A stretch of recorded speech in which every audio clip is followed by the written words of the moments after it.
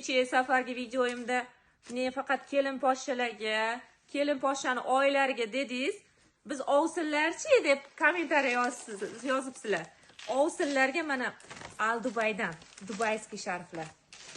Ovsinjonlaringlarga, ayniqsa kelin poshshalar sizlarni yomon ko'radigan qaynopelarga boru, men bu ro'mollarni, men Al Dubayni har xil ranglardan sovg'a qilsanglarchi, sizlarni eng yaxshi ko'rgan kelini bo'lib qolasizlar.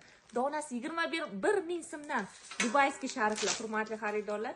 Va mana bunaqangi tayyor kiyib oladigan, mana bizada kiyib oladigan ro'mol sharflarimiz bor. Buni ham hozir dona narxini shundoq sizlarga bir beraman. Atiga 24 ming so'mdan. Faqat hayit oldi. Hurmatli xaridorlar, faqat hayit oldi. Mana bunaqa atlasning ro'mollarimiz bor, har xil turlarda. Mazza qilib podarkaga, sovg'aga olib, sotib daromad qilsanglar bo'ladi. Hayit oldi kilosi 130 ming so'mdan. Mana 60 ming bo'lganda ichida 6 dona. Mana gapimni isboti bilan sana beraman. O'shanda bir donasi 10 ming so'mdan chiqyapti. 1, 2, 3, 4, 5, 6. 6tasi 60 ming. Bozorda ham bunaqa narxga ro'mol topolmaysizlar, hurmatli xaridorlar. Shoshamiz. Ro'mollarni assortimenti faqat kilo optim eksportda.